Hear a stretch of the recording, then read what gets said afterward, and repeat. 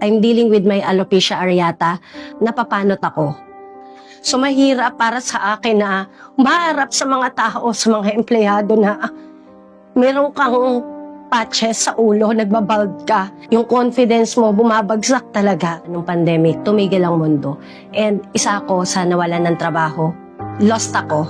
Hindi ko alam kung paano ako babangon.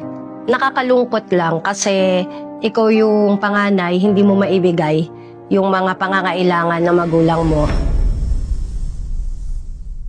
I'm Jocelyn Namisola, 40 years of age and a former HR officer for 16 years. Before ng HR officer ako, tulad ng mga regular employees, papasok, gigising ng maaga, papasok sa trabaho, paulit-ulit yung cycle. Syempre, may mga bills na binabayaran tayo. Yung daily needs natin patuloy na tumataas. Kulang na kulang pa rin talaga. Dito ko nakita rin na hindi pala sapat na magkaroon ka lang ng isang main source of income. Sa HR officer, monthly na sahod ko, 35,000. Survival mode lang yon, hindi talaga siya nakaka-enough, lalo na kung may pamilya ka na binubuhay. That pandemic happened 5 years ago. Dito ako nagkaroon ng realization na yung job security hindi pala forever. Dito ko kinailangan na magkaroon or maghanap ng extra income. Kasi alam naman natin, di ba, nung pandemic, tumigil ang mundo.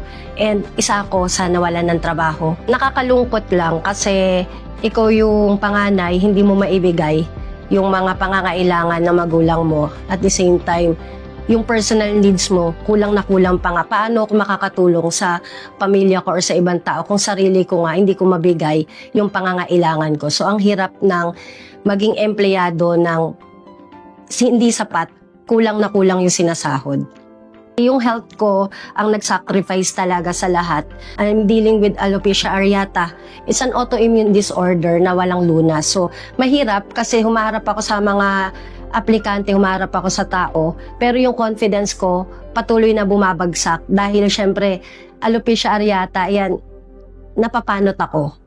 So, mahirap i-explain kasi as a woman, di ba, ang crowning glory nating mga babae, yung buhok. So mahirap para sa akin na maharap sa mga tao, sa mga empleyado na meron kang patches sa ulo, nagbabald ka. Yung confidence mo, bumabagsak talaga. There was a time na hindi ako nakakapasok ng trabaho. So, kada absent mo, mababawasan din yung sinasahod mo. Meron ka ng personal na pinagdadaanan sa kalusugan mo, nababawasan pa pati yung sinasahod mo. During pandemic, nawalan ako ng trabaho. At the same time, nagbabrowse ako. Nakita ko yung regarding sa JC. Yung nakita ko yung JC, hindi lang siya wealth opportunity nakita ko dito. Even health opportunity, lalo-lalo na struggling sa health condition ko. Sinubukan ko.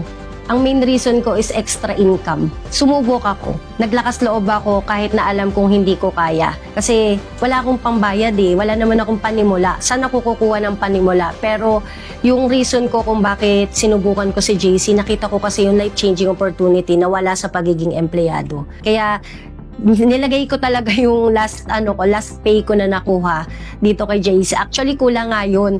Ginawa ko, binuksan ko yung alkansya kasi mahilig ako maglagay ng mga coins sa alkansya. Yung mga natitirang mga pag nagko-commute ka. So, binuksan ko yun. Iyon yung ginamit ko pandagdag na puhunan dito kay JC. Umpisa mahirap kasi wala naman talagang nagsisimula na madali lahat ang proseso. So, during the period of time, walang naniniwala sa akin. Nakaka-bless lang talaga na nandito ako. Tama yung naging decision ko 5 years ago kasi dito ko natagpuan yung life-changing opportunity na wala sa pagiging empleyado. Sabi ko kasi, Lord, ibigay mo lang sa akin 50K sa loob ng isang buwan. Baka hindi na ako maghanap ng trabaho. Pero in God's grace, dito ko lang din nakaranasan na magkaroon ng income na 55,000 isang linggo, yung 35,000 a month ko, kinikita ko siya isang linggo. Yung mga bagay na dating nasa bucket list ko lang, ngayon unti-unting natutupad. Andiyan na hindi ko inakala na makakarating ako ng Balisin Island. Andiyan din na yung out of town lang na pinapangarap ko na nasa bucket list. Ngayon, nakakarating na tayo ng ibang bansa, nakakarating na tayo ng Singapore, ng Dubai, ng UAE, pabalik-balik tayo. And dito lang yan kay JC. At yung pinaka-masarap lang sa pakiramdam, yung health growth ko. Kasi iyan yung pinaka-importante sa akin. Yung dinidil ko sa kalusugan ko. Tapos na siya. And finally, ayan na, nakikita na natin na may resulta talaga. Lalo na kung naniniwala ka talaga sa products mo. Yung compare noon na dating naka-survival mode ako, ngayon, ang sarap sa pakiramdam na may time freedom ka. Yung may passive income ka. Weekly, kumikita ka dito. At the same time, wala kang boss. Hindi ka stress.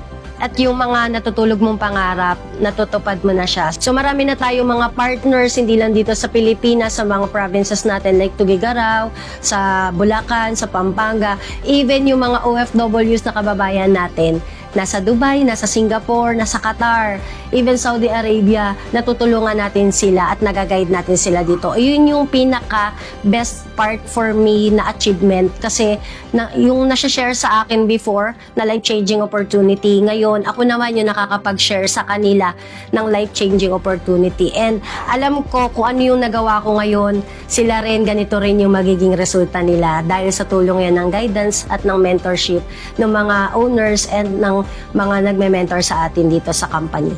Sa lahat ng mga nangangarap din na mabago ang buhay nila, lalong-lalo ng mga empleyado na katulad ko, matagal na naging empleyado. You'll never know unless you try.